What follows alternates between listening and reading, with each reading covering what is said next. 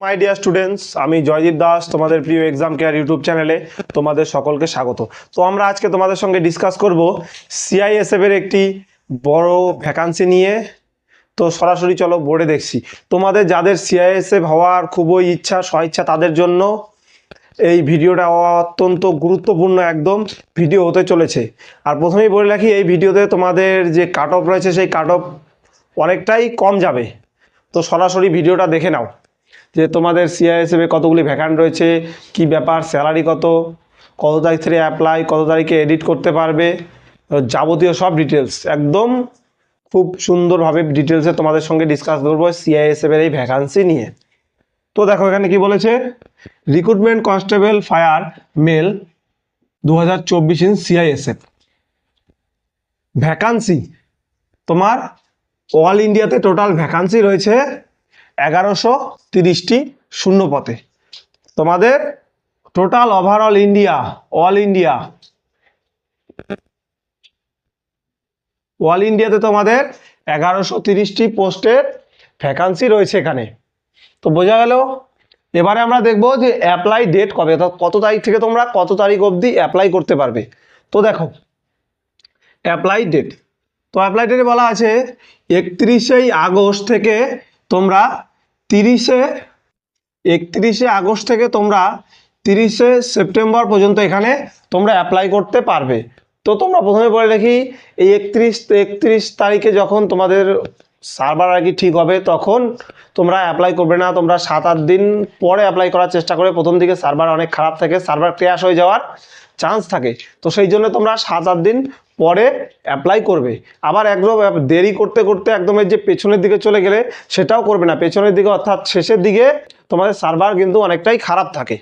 তো এবারে দেখো, তোমাদের কোনো কারণে তোমরা তাড়াহুড়ো করে ফর্মটি ফিল আপ করে দিলে, দেন ফর্মটি তোমাদের ভুল হলো, তাহলে কি তোমাদের ফুল ফর্মই থাকবে নাকি ফর্ম তোমরা এডিট করতে পারবে? তো দেখো তোমরা অবশ্যই ফর্ম এডিট করতে পারবে। তো এডিটের ডেট কি রয়েছে, অর্থাৎ 10ই অক্টোবর থেকে তোমাদের 12ই অক্টোবর, 10ই অক্টোবর থেকে 12ই অক্টোবর পর্যন্ত তোমরা এই ফর্ম এডিট করতে পারবে। 3 দিন অর্থাৎ 3 ডেজ। এবার দেখো তোমরা কত বছর বয়স হলে তোমরা এখানে অ্যাপ্লাই করতে পারবে। তো আমরা দেখো জেনারেল ক্যান্ডিডেটের ক্ষেত্রে 18 থেকে 23 বছর, অর্থাৎ তোমাদের মিনিমাম 18 বছর এবং ম্যাক্সিমাম 23 বছর পর্যন্ত তোমরা অ্যাপ্লাই করতে পারবে জেনারেল ক্যান্ডিডেট। তাহলে দেখো তোমরা যাদের জন্ম তারিখ অর্থাৎ ডেট অফ বার্থ 1-10-2001 অর্থাৎ 1 অক্টোবর থেকে 30শে সেপ্টেম্বর অর্থাৎ 30 সেপ্টেম্বর পর্যন্ত, সেপ্টেম্বরের 2006 সাল পর্যন্ত যাদের ডেট অফ বার্থ রয়েছে তারাই একমাত্র এখানে অ্যাপ্লাই করতে পারবে। তো তোমরা সম্পূর্ণ বুঝে গেলে যে কত সাল পর্যন্ত, অর্থাৎ তোমাদের ডেট অফ বার্থ এর মাঝখানে হলেই তোমরা অ্যাপ্লাই করতে পারবে, ফার্দার তোমরা অ্যাপ্লাই করতে পারবে না আন্ডার জেনারেল ক্যান্ডিডেট।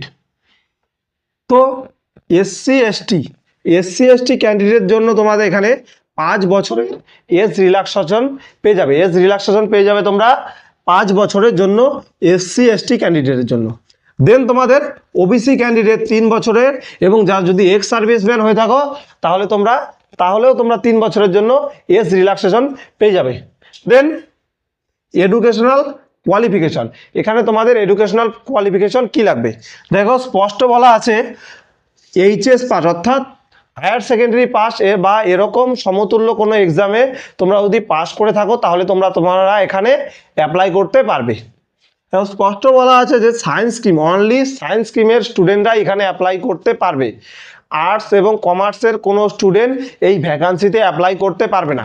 এটা তোমরা ভালো করে শুনে রাখো, অনলি সায়েন্স অর্থাৎ সায়েন্স সাবজেক্টে যাদের ক্লাস 11-12-এ সায়েন্স ছিল, অর্থাৎ তোমরা যারা হায়ার সেকেন্ডারি সায়েন্স স্কিম থেকে পাস করেছো, সায়েন্স স্কিম থেকে যারা হায়ার সেকেন্ডারি পাস করেছো তারাই একমাত্র অ্যাপ্লাই করতে পারবে।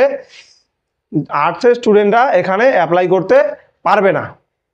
এবং আরেকটা কথা বলে রাখি, অনলি মেল, এই ভ্যাকান্সিটা যে আছে 1130টি পোস্টে, এই পোস্টে শুধুমাত্র মেল ক্যান্ডিডেটরাই এলিজিবল, এখানে কোনো ফিমেল ক্যান্ডিডেট অ্যাপ্লাই করতে পারবে না। তো এবারে দেখি ফি কত তোমাদের। এখানে তোমাদের ফি রয়েছে মাত্র 100 টাকা। মাত্র 100 টাকা তোমাদের এখানে ফি রয়েছে জেনারেল ক্যান্ডিডেটদের জন্য, এবং এসসি এসটি জেনারেল এবং ওবিসি, জেনারেল এবং ওবিসি অর্থাৎ ইউআর এবং ওবিসি ক্যান্ডিডেটদের জন্য 100 টাকা ফি রয়েছে, এবং এসসি এসটি ক্যান্ডিডেটের জন্য কোনো ফি লাগবে না। আর এখানে যেহেতু কোনো ফিমেল ক্যান্ডিডেট অ্যাপ্লাই করতে পারবে না, তাই ফিমেলেরও যে ফি মুকুব থাকে সেটি এখানে নেই। তো বোঝা গেল। এবারে তোমরা দেখি যে চাকরি যদি তোমাদের হয়ে যায় তাহলে তোমার স্যালারি কত দেবে। স্যালারি তোমাদের এখানে লেভেল 3 স্যালারি দেবে, অর্থাৎ 21,700 থেকে তোমাদের বেসিক পে 21,700 থেকে 69,100 টাকা পর্যন্ত তোমাদের এখানে বেসিক পে হবে। এর সঙ্গে সঙ্গে যেহেতু সেন্ট্রাল গভর্নমেন্টের জব, সে তোমাদের সেন্ট্রাল গভর্নমেন্টের যে জিএ এবং যা যা অ্যালাউন্স থাকে সব অ্যালাউন্স তোমরা এখানে পেয়ে যাবে।